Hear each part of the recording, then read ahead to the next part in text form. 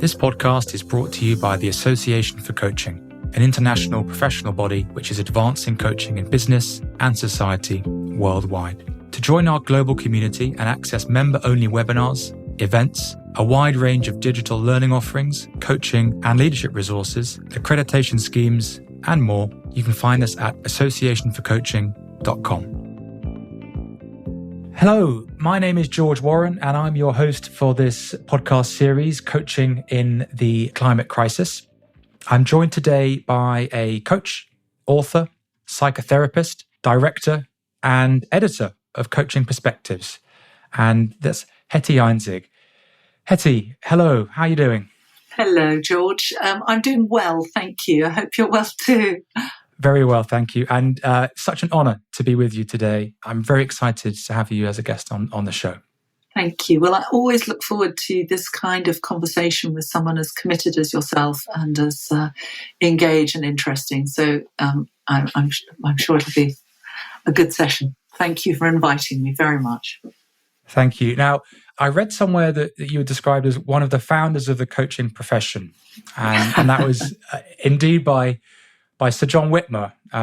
So again, really good to have you and your history and perspective and experience today. And I guess what would be really helpful to start would be hearing in your own words about some of the work that you do at the moment. Okay. I was. It's always a double hander, isn't it? To be described as the founder of the coaching profession, it just means you're very old, probably. But I'm not that old. But yes. Some of the, perhaps I'll start by building on that. It's a great pleasure and an excitement for me to see where coaching is going at the moment from when it began. We used to talk a lot about performance coaching, and we talk a lot less about that now. We used to talk about the individual so much, and now we talk about the team and the system and the organization. We used to talk always, the client's agenda is king. You've got to follow just the client's agenda. And now increasingly, we realize that, of course, it's a dialogue. And of course, every single person in the room, every single person is implicated. We're all involved. It has to be a partnership, and it has to be, we as coaches have to be very aware of the impact that we have with our interventions and the questions we ask. For me, it's an enormous pleasure and a great joy to see the maturing, if you like, of the coaching profession. And what I'm doing at the moment is the same as I've always done, which is a mixture of one-to-one coaching, mostly with people who work in organizations. I'm also a coaching supervisor, so I have a number of supervisees, and I love doing that. It's perennially fascinating to see the way people are grappling with what it means to be a coach today and the kinds of challenges that we encounter. And then I design and deliver large programs. And I've just come off the back of one particular program working with leaders who work in environmental protection right across Africa. So right across Western North Africa, Mauritania, Guinea-Bissau, Tunisia, Algeria, Senegal, Morocco, all of these countries. An amazing and wonderful, joyous bunch of people who are doing phenomenal work and who really grasped the importance of the three pillars that we proposed to them, that we sort of set up. One, which is leading self. And at first they were a bit baffled by this idea, because the old idea of leadership is you're always leading other people, right? You're always followers. But we said, no, the first person you have to lead is yourself. And part of that is about self-care, because it doesn't help anybody if you burn out.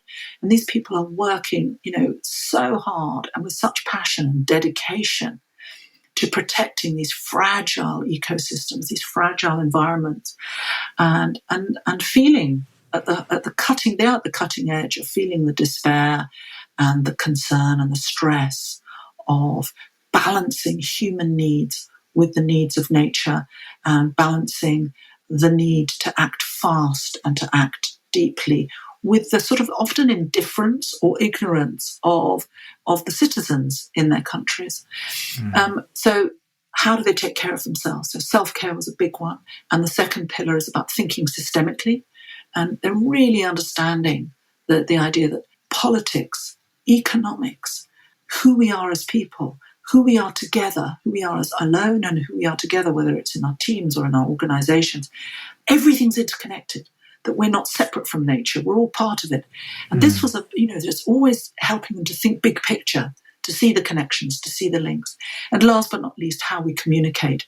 And so we introduced them to a coaching approach. They're not going to become coaches, but can they include asking strong questions, powerful questions, really listening deeply, listening to what's not being said, for example, or what more could be said when they work with their teams or with other stakeholders, and also offering constructive feedback rather than advice or tips and tools, which they're very good at doing. I mean, these are highly expert professionals. And it's been very encouraging. It's what I love, is to say, coaching isn't just for coaches.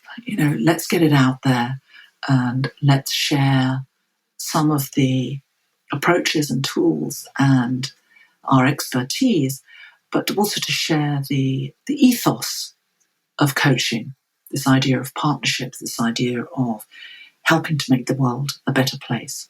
So that's kind of what I'm doing at the moment. I'm also busy, very busy right now, editing the July edition of Coaching Perspectives. And so reading a lot. The theme is going to be on coaching and spirituality. And I think that's another one of the big themes that I'm noticing coming more and more into coaching mainstream, into the coaching mainstream at the moment. This idea that meaning and purpose isn't a sort of nice to have extra, it's absolutely core.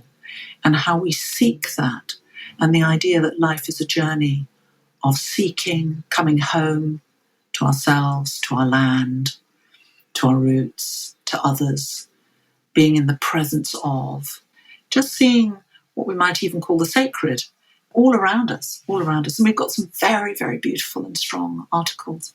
So that's the other big thing I'm involved in right now, George. Well, thank you for that update. There's so much I'd like to dive deeper into there. But also I'm noticing some sort of patterns and trends weaving through there. And for me, there's something inextricably linked between self-care, which you spoke of on these workshops, which sound fascinating. This idea of self-care as leaders, as coaches, as humans. But for me, that's linked inextricably with a sense of meaning and purpose as well. And one feeds the other. I think that's right. That leads into a whole conversation, isn't it? It's not about, if we can't honor ourselves as instruments of life, as, the astonishing thing of being given life and a life to live, if we can't honor and respect ourselves and take care of ourselves, then what does that say about our capacity to honor and respect others, to take care of others, and to take care of our environment? And I think that you're right. There's a deep connection there and it's not about, going to the gym lots and it might be, but I mean, this isn't the core of it. It's seeing ourselves as a cell, if you like. I was trained in something called transpersonal coaching or transpersonal psychology a long time ago. And it's very much my foundations. And the form of transpersonal psychology I studied was psychosynthesis, which was created by a wonderful Italian psychiatrist called Roberto Assagioli, who worked at the beginning really well, right the way through the 20th century. And he used to say that the human being is a cell of the whole. And it's always a both and, that we are both individuals, but we're universal as well. We're a reflection, a whole-on, if you like, of something, of a holistic view. And I think when you start to think like that, then perhaps that leads to being able to take better care of ourselves. And of course, taking care of oneself isn't just about, as I said just now, going to the gym or running every day or doing your yoga, practice or whatever it is. There's a nice TED talk by someone called Sandra Dalton, where she talks of 7 kinds of rest. And I talk about 7 kinds of restoration. Because rest isn't just about, lying on the sofa and watching TV or having a good sleep. Those may be important. But there's mental restoration. There's emotional restoration. There's spiritual restoration. Where do we get our sense of joy and regeneration from? And that might be in nature, or it might be in some sort of spiritual practice. Everyone has their own path, and so on and so on. There are 7 different ways that we can restore and regenerate.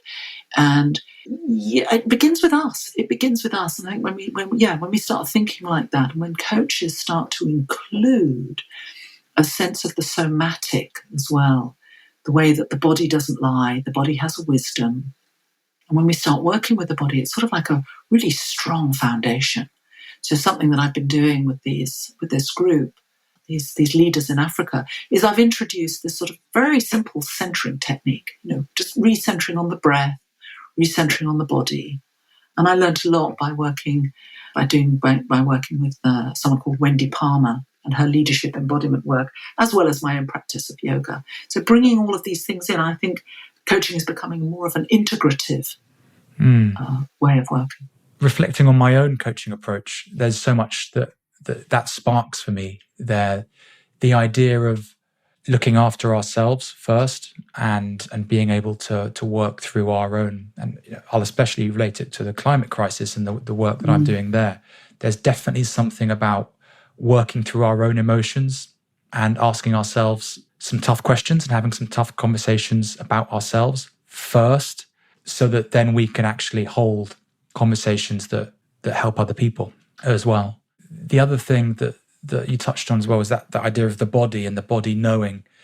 And often the body, let's say our gut feeling or our heart, often giving us data if we let it, and if we slow down enough, and if we sort of almost disengage our thinking brains, our logical sort of human doing brains, if we slow down a bit, often in my own experience and with my clients as well, there'll be some really rich data and learning and wisdom in what our body's trying to tell us. Yes, I couldn't agree more. And I like that, the introduction of that word wisdom. We're so clever. The human creature is such a clever person. And it's wonderful. And we can celebrate that. But I think sometimes we let go of the wisdom. And the first port of call, as you say, is to come back to the body, the wisdom of the body. And there are some wonderful writers there.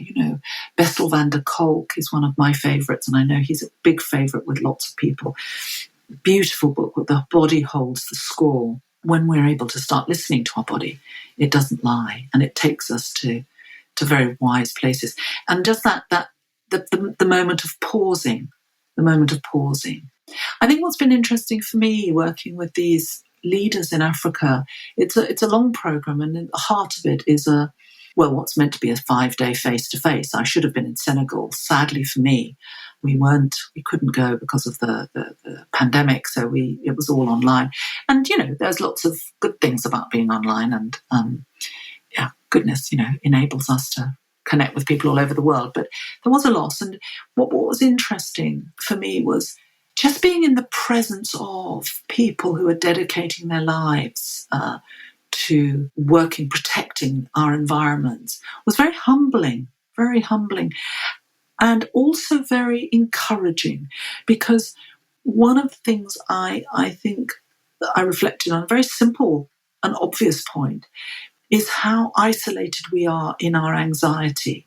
It's impossible not to be worried nowadays about what's going on.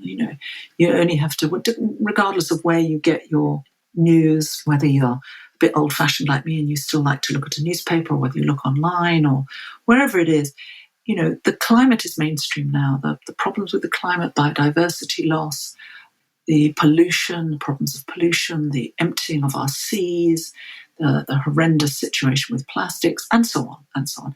These are all mainstream.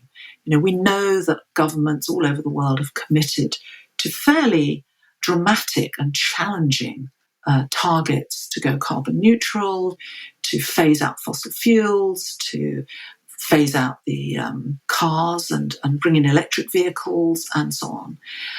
And yet, the ease with which we can brush all of that aside and get on with daily business is really disturbing. It's really disturbing. And I include myself. I sort of go out and you shop and you meet people and you get on with your work and you do whatever it is you need to do, because we can't, and nor should we, maintain that sense of anxiety. And I think that anxiety about, my goodness, what are we going to do? What kind of a future is there for our children if we don't hit those targets? And even if we do, nothing is certain. Nothing is certain. And so what we do with anxiety is we sort of we push it to one side. And I, like others, you're tired in the evening, you watch some nice, entertaining Netflix production, series or whatever it is, or some movie. And I find myself asking a lot, what can coaching do? What is our responsibility as coaches? Because I do think we're responsible. I don't think we're just neutral practitioners. I think that we're responsible in our partnerships with our clients, and we bring our own, our own contribution. And part of that is who we are, but also part of it is, what do we care about? What do we care about? And so I find myself asking a lot, what is the most effective and powerful way to help raise people's consciousness without, as it were, kind of, bashing them over the head with it? Because that's not going to help. We all know that, frightening people doesn't help. It just doesn't. But we are very, very good at thinking long term. And it occurs to me, I've been thinking about, well, that's something that coaching does really well. What are your goals? Where do you want to be in 5 years' time? What's your legacy? What's your contribution to the organisation? How do you want to be remembered when you leave this organisation? And so on, and so on. What's the contribution? What's the duty? What's the responsibility of your organisation to the society it's part of? And those are the sorts of questions that we ask our coachees. And so I think I've gone way off your question, George, but I'm kind of circling around this kind of idea of these are the big questions of our time. They're as big and central and should be front of mind as the First and Second World War was for those who lived during that time. That doesn't mean you have to talk about it or think about it all the time, but it does mean that every choice we make and every action, we need to be considering, what impact am I having? Perhaps, just on my local environment, on society, because I think that these three are combined, and I think that makes it a much more interesting and complex, and I love complex dialogue, to say that climate and biodiversity, nature, is not separate from society, that social justice, for example, equality, these are issues that are interconnected with the environment, with environmental sustainability, for example, and indeed the spiritual, where I began.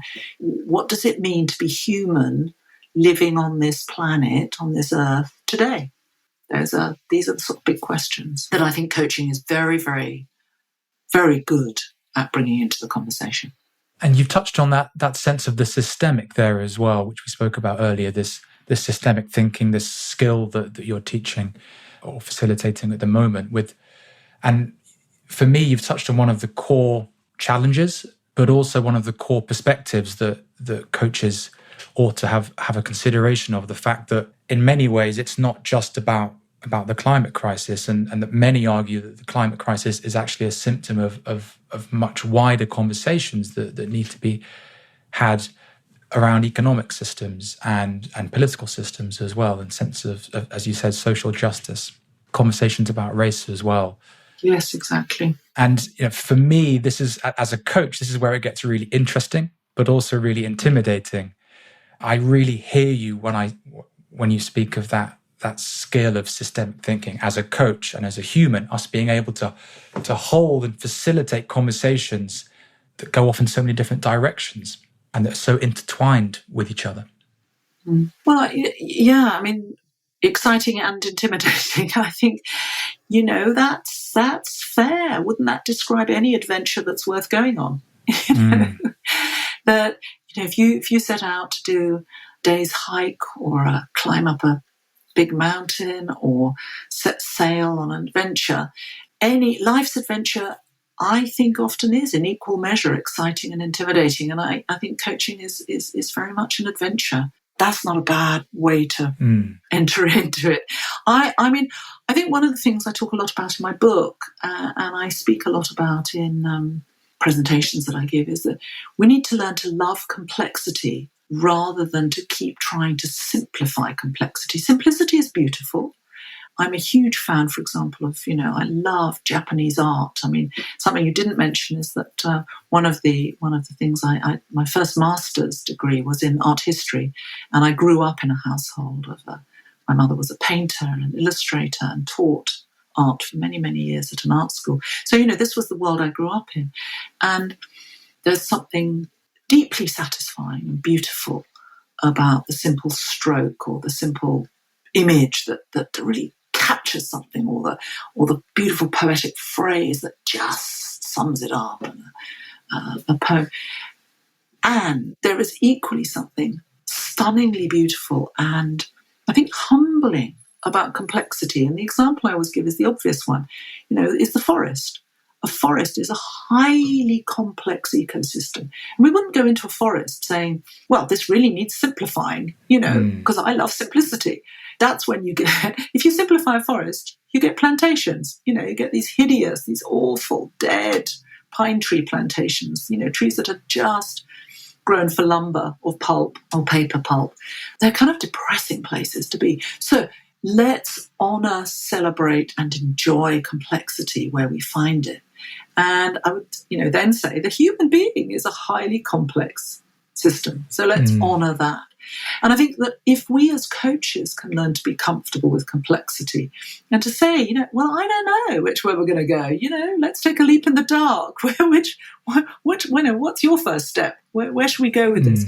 Because we're always doing it together. And I think that's the other thing about coaching is really important to emphasize, is you don't undertake, well, some people do, but I think most of us would be perhaps scared or wary of undertaking a really big adventure on our own. And this adventure that we are undertaking as a species in the 21st century, to say, and the jury's out, can we or can we not take the steps together that we need to take in order to ensure relatively okay future for our children, our children's children and their children, 7 generations ahead. And the jury's out. It's by no means sure. So it is a very, very scary journey that we're taking, which is why many people shut off from it, close the door, say, not my problem, I'm not going to think about it. And we as coaches know that scary journeys are best done together, with a guide, with a friend, with a colleague, in groups. That's when it becomes really enriching, mutually supportive, enlightening, because we learn so much from each other. Why would we expect one brain to know everything? And of course, all of this is underpinned by recent research into group intelligence, which says that the more diverse the group is, the better, and so on. So, we're wandering into different territory. But I think that's, I said at the beginning, whereas coaching began as a very individualistic, it mirrored a very individualistic society, a sort of winner-takes-all society. We're now, I think, more and more believing in coaching as a service that helps the individual serve their people better. So, Peter Hawkins' famous question, which we've all adopted now, is what do you need to learn? What does your team need you to learn? What does your organization need you to develop? What do your colleagues need you to be more courageous in, or to step forward, or to talk about, to put on the table?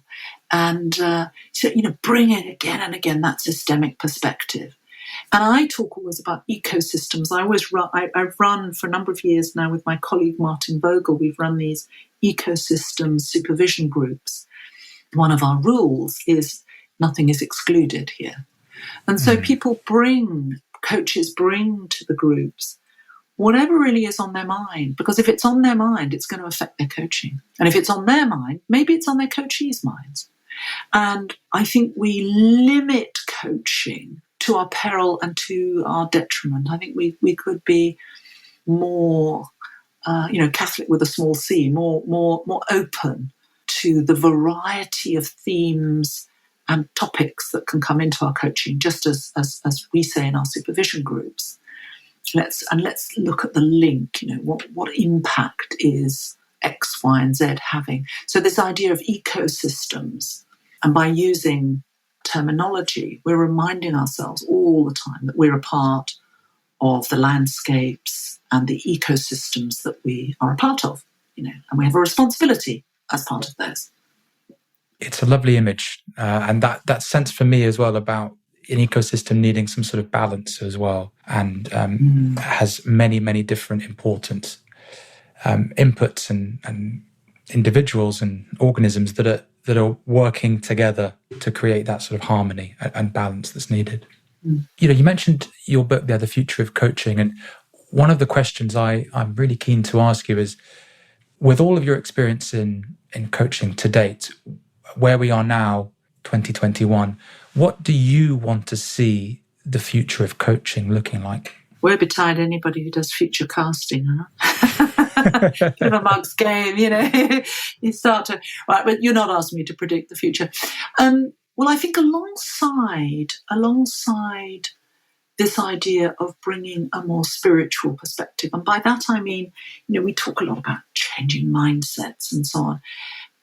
But I think that when we use the language, if you like, of a spiritual perspective, which uses words like coming home to ourselves, what are our practices, what that sustain us? Where do we see the sacred? What does the sacred mean to us?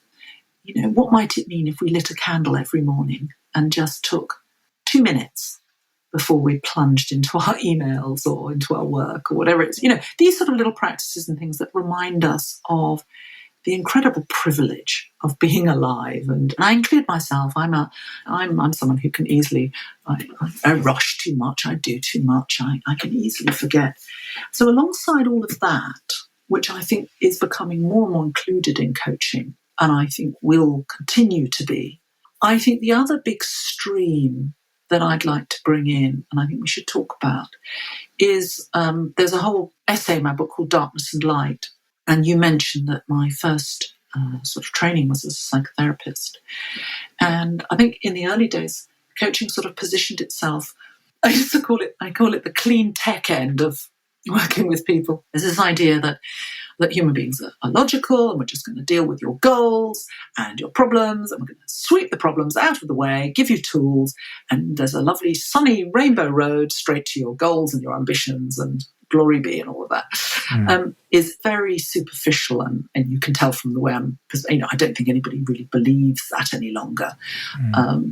But nonetheless, I do coaching training. I teach on the diploma in executive coaching at the Irish Management Institute and other places. I do coaching training, and always there's a question which says, "Oh, but we shouldn't be talking about that, should we? Because that's for counsellors and psychotherapists. And, surely we shouldn't be asking about the past, or we shouldn't, if someone's grieving or if someone's really anxious about something, shouldn't we just immediately refer them on to a counsellor?"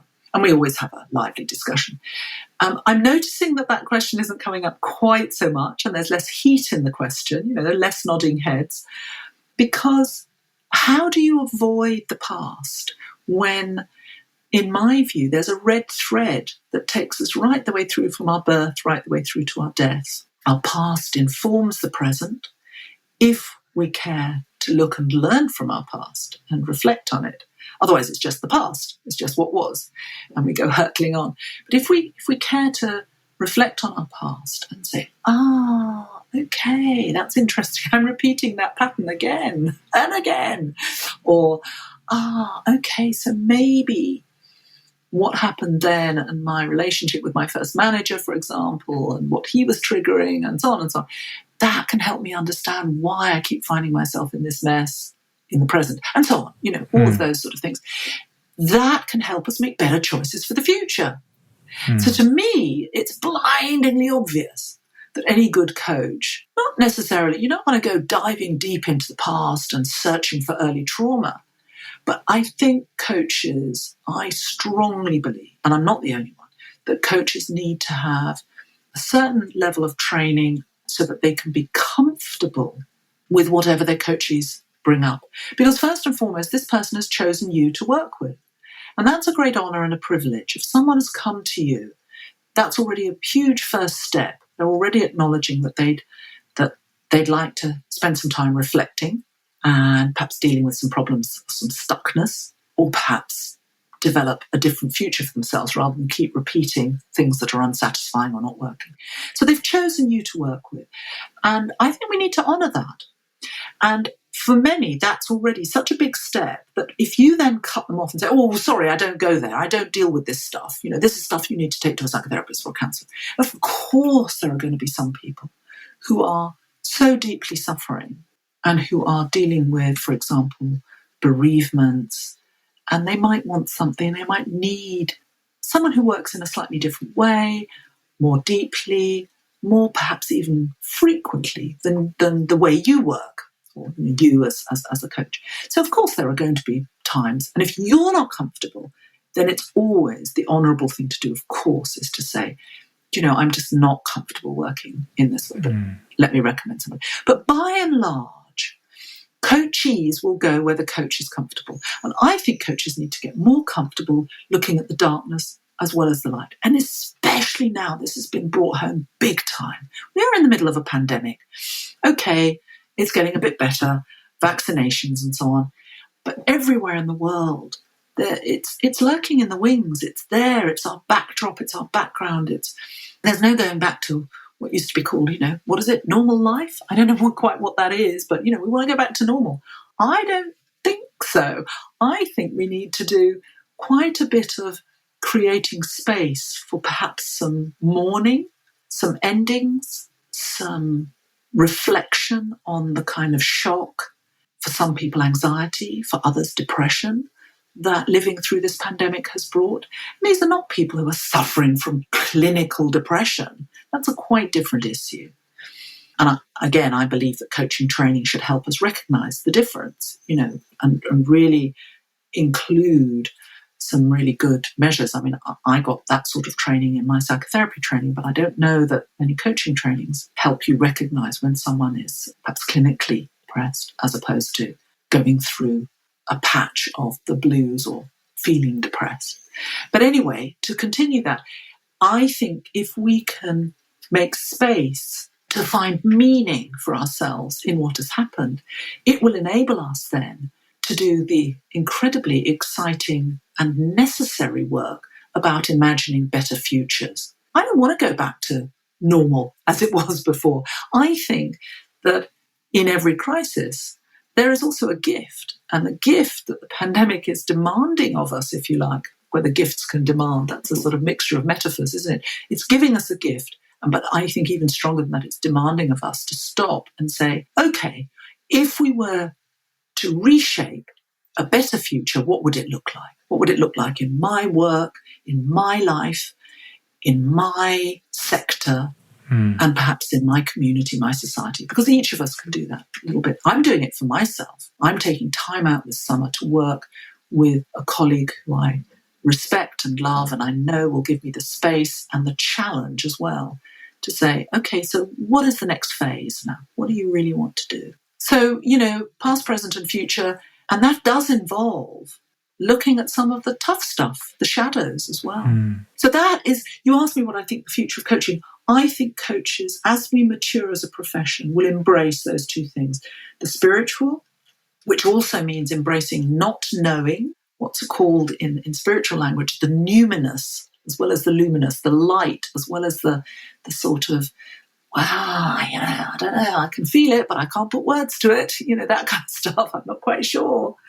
And the darkness, the dark night of the soul, the place where our clients say, I just don't know. I don't know how to go forward. And that's often where coaches panic. And I don't think we should panic. Can we hold our nerve? Because if we can help our clients hold their nerve too. A wonderful insight there, Hetty. And I'm imagining our listeners, we've got coaches and leaders who coach and people more broadly interested in coaching. If that sparks something, either exploring more the spiritual or exploring more the darkness, what maybe resources or practical actions could you maybe signpost some people towards? Yes. Well, I want to bring in a third element because I want to bring in humour and its close cousin joy. Because without joy, then it's a hard slog. And it's very easy to get stuck into that hard slog. Many of us are hard workers. So we need humour, we need music, we need dance, we need whatever brings joy and laughter to our lives. So in my book, there's also an essay on playing the fool, and that means speaking truth to power, but it also means just bringing that lightness of touch, because we learn so much through humour as well. So the first resource is to look to yourself. Where do you go to re-nourish and to bring joy? Because that's something you can share just through the energy that you give out with your coachees. And to make time for that, it's never an indulgence. It's absolutely essential work to make space and time for your own development, for your own reflection, and for your own joy. And joy is not the same as fun or pleasure. We can all, we can do fun. We kind of know what that looks like. It's different for different people, isn't it? But joy I always say that joy is actually quite a revolutionary emotion, because it so uplifts the spirit. It's so strengthening, and it gives us enormous courage to make changes often where we might falter. So that's the first resource. I would encourage readers, if you're readers, or if you prefer TED Talks and so on, to seek out some talks about trauma. It's a big, dark sort of area, and I think a lot of coaches shy away from it and say, oh my goodness, that's not for me, I don't want to. But there's some wonderful books. There's a book called Coaching and Trauma by Julia Vaughan Smith. It's excellent, and it's really a straightforward, thought-provoking read. It's not difficult. She talks about we work with the healthy self, and it's the healthy self within each of us that helps the wounded self, if you like. And that's a lovely notion, is that we work with the coach, we work with the coachee in a recognition that they've got the resources to help themselves. So there's lots of really good stuff. I'm only mentioning one title. I've mentioned Bessel van der Kolk. There are plenty of others. So, find something that appeals to you. And of course, there's lots of TED Talks on that. In terms of the spiritual, there's some lovely work done by people like Robin Shohet, Shohet, Robin Shohet, his latest book, In Love with Supervision, daring to bring the love word in. And, this idea that when we bring our hearts and we really enjoy and relish the power of being with another person and helping their development, in a sense, that's a spiritual journey, that's spirit in action. So I would recommend his book. Yeah, there's so much good stuff out there. I myself am reading, I've got two titles on the go. One is Humankind by Rutger Bregman, and the other is about legacy thinking and thinking long, good ancestor, how to think long-term in a short-term world. These are popular books. They're not difficult, they're not academic, and that's by a man called Roman Krznaric, a Polish origin philosopher. I think he's American-Polish. And he encourages us to connect with our capacity to think long-term, because we can.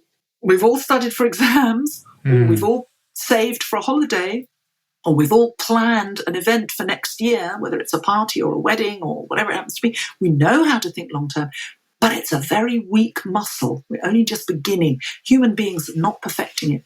And that, again, I think is a phenomenally huge contribution that coaches can make, is to build that muscle in their coachees to think long-term. Because we live in such short-term societies, and that, I think, is a huge root problem to where we find ourselves today. It's not malice, or sometimes there is. And I will name no names, but there's a big utilities company in the UK that's just been fined £90 million, 90 million pounds, for flagrant polluting of the waters surrounding the UK over a period of 10 years, of just dumping raw sewage when they should be, because it's cheaper than refining it and cleaning. And so there are some baddies out there. I'm not a kind of Pollyanna. I don't think everybody wants the best. But I think coaches can really move away from blaming and shaming and say, what if we were to build our long-term thinking rather than going for the quick fix, which is actually what humans rather love to do. We want those quick fixes, which is why things like social media are so addictive to some people, or sweets or cakes or whatever it happens to be, because they give us a quick fix. And that's kind of why we've landed in this terrible mess, is we're such clever creatures, as we said at the beginning, rather than wise. And we think, oh, look, this can do this. Yay, let's develop it. We've been able to build the combustion engine. Let's make cars and let's give one to everybody. And let's make them even cheaper so everyone can. We're not thinking long term. We're not thinking about what's the impact on the planet. So those are two things. Humankind, let's remind ourselves about our capacity for compassion, kindness, courage, care, communication. And let's remind ourselves about thinking long term. So those are some of the tips and tools that I'm working with at the moment that I'm finding interesting. And I'm sure you have your own. And George, you may have some too. I mean, I've read, I would add one more. Sorry to be blathering on. But rather than read the bad news about climate change, and my goodness, there's a lot out there, and I'm afraid I'm a bit of an addict and I do read a lot. I really keep myself informed. I think as coaches, it's more useful to think, so how do we help? So, for example, there are two very simple things that every individual could do.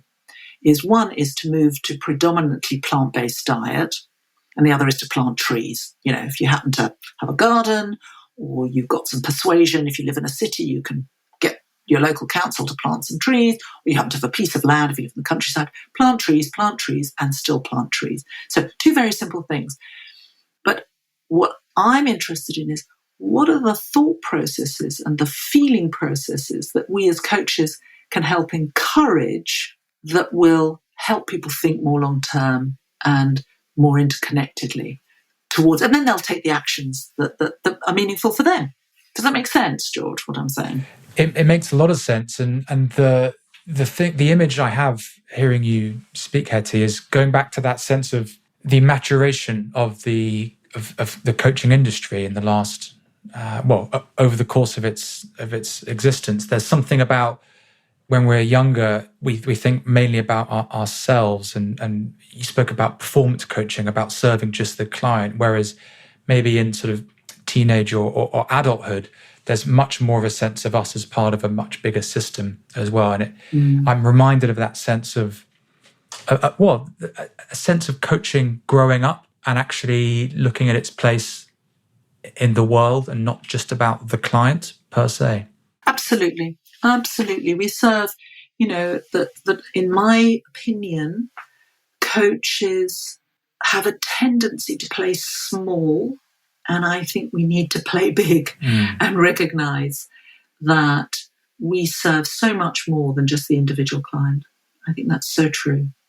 And one other thing that was sparked for me hearing you speak was the sense of hope and the idea that actually a lot of what we're talking about, whether it's the news or whether it's moving to a plant-based diet, planting trees, that hope and actually envisioning a positive future plays such a fundamental part in sustaining us, whether we're coaches or human beings. Absolutely right. I mean, I used to be a journalist on places like the Sunday Times, and then I was an editor at Time Out, which is a magazine that some of you will be aware of. And I remember being very sort of shocked when we have a thing called the spike. It's an old-fashioned term, but it's remained as a metaphor for, you kill a story, but you just put it on the spike. You take the piece of paper and put it on this little spike. And good news stories were to spite. Oh, no, that's not news. People want bad news. They want to hear the disasters and the scandals and the frauds and the shocking stuff and bad news. And yet psychologists will tell us over and over again, bad news or a trauma may sort of spur us to act in the immediate. It's really useful that we have the fight-flight mechanism to help us run away from or combat immediate threats. But it doesn't motivate us to take the long term. It's hope and planning for the future and having a stake in the future that actually, we need that hope. And I like, Václav Havel's, who was he was a union organizer first, and then he went on to be a president of his country. And I like his definition. Hope is not a feeling that everything's going to turn out well. It's the sense that this is the right thing to do, that you're working towards a better future. And it's a condition of the heart. It's a condition of the spirit. I really love that. It's a very useful thing to hold on to. And another book that was very influential on me was Jonathan Lear, a philosopher who wrote a book called Radical Hope. Hope isn't sitting around saying, oh, well, let's hope it all turns out okay. It's actually getting active. And optimism, a lovely quote by the thinker, philosopher, political activist Noam Chomsky. He said, optimism is the only strategy for the future, because without optimism, you're not likely to budge or to take actions that will ensure a better future. But if you're optimistic, you're more likely to say, okay, now what can I do? What's my bit? So yes, we need hope. Let me read you the quote. He says, this is Václav Havel, was a Czech dissident, a dramatist, also went on to become a politician and president of the Czech people. And he says, hope is a state of mind, not a state of the world. It's a dimension of the soul. It's not essentially dependent upon some particular observation of the world or estimate of the situation. Hope is not the conviction that something will turn out well, but the certainty that something makes sense, regardless of how it turns out. And I think, that's really, really important. And Jonathan Lear picks up on that hope enables us to face our future imaginatively. And we do a lot of that with coaching, don't we? We help people envision the future. If you don't have hope, you don't have optimism, why would you take the time or bother to create visions for the future? So hope is essential. I couldn't agree more. And I'm an essentially very optimistic person. So I'm very optimistic for our future and for the role that coaches are already playing and will continue to play and can expand into playing. And I use the word playing advisedly because we discover ourselves when we play. Play is very important. We innovate, we get creative, we do new things when we play. Got a big smile on my face hearing you speak about that and I'm about so pleased. the role of hope and humour and joy. And yeah, the last 10, 15 minutes or so has just reaffirmed for me that those play such an important role in our own relationship around the climate crisis, but also collectively, societally, globally, that hope is not to be put to one side, no matter how dark it seems. Yeah, absolutely, absolutely. So nourish yourselves with, with the things that we can do, the simple things, the things that are harder, and nourish your courage, because it will involve every single one of us having to make some tough decisions, like, do we fly anymore? How are we going to travel? Do we invest that pot that we might have been saving for one thing? Do we buy an electric car? And, there's some, these seem like small petty things, but they have huge ripples when we can make courageous or big decisions for ourselves. They reinforce, they build those muscles. They build those muscles, don't they? And then we help others. Yeah. And Hetty, as we bring our conversation to a close today, what's, for our listeners, what's a good way to keep in contact with you or follow your work?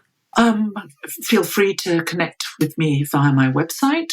Become follow the magazine, and that's get involved with the Association for Coaching, which is a very dedicated, committed, and engaged coaching body. We're looking all the time about our contribution to society, not just to the individual. And coaching is so much more than coaching. And the magazine contains not just my thinking, but the thinking of many smart, brave, intelligent, and thoughtful people, creative. There's some really wonderful contributions in the magazine, and that comes out 4 times a year. Connect with me on LinkedIn, and I'd be delighted to hear from you. Yeah. Thanks, Hetty. And what would you like to say by way of closing to our listeners today? Remain optimistic. Remain optimistic. Think about the language we use. Think about our legacy. Think about the preciousness of every day. Take care of ourselves as the instruments of connection, interconnection, interdependence. Every single one of us counts. And if we can recognize that, and just do good work. You know, the contemporary dancer, teacher of modern dance, Martha Graham, said that no artist is ever satisfied. And I happen to believe that coaches are artists. We always sort of dissatisfied. We want to do better. I think that's, if you like, it's both, you could say it's the curse of being human, but I think it's very, I see it ingrained in coaches. And what we do as artists is we put one step in front of the other, get up, pick ourselves up, and we keep going. And there's a wonderful, it's a kind of Buddhist thing, really, almost. You know, you get up, you draw water, you chop wood, draw water, embrace each day. And for many of us, that's the hardest thing to do. You know, that's the way we, if you like, combat the gloom within ourselves. There's lots to be gloomy about, and we have to seek out the very, very simple actions and the simple steps. And I'm reminding myself, saying this, George, you know, that just, get up each day, put one step in front of the other and do good work. That's the best we should hope for, I think. Thanks, Hetty. It's a beautiful sentiment on which to end. And thank you so much for this expansive conversation, looking to the past, the present, and the future of coaching. I've hugely enjoyed it. And thank you too to our listeners as well for joining us today. Thank you, George. Thank you for inviting me. It's been a great pleasure talking with you today. And that concludes our episode today on coaching in the climate crisis. I've been George Warren. Thank you. This podcast was brought to you by the Association for Coaching. Discover more business coaching resources, thought leadership, and online learning at associationforcoaching.com.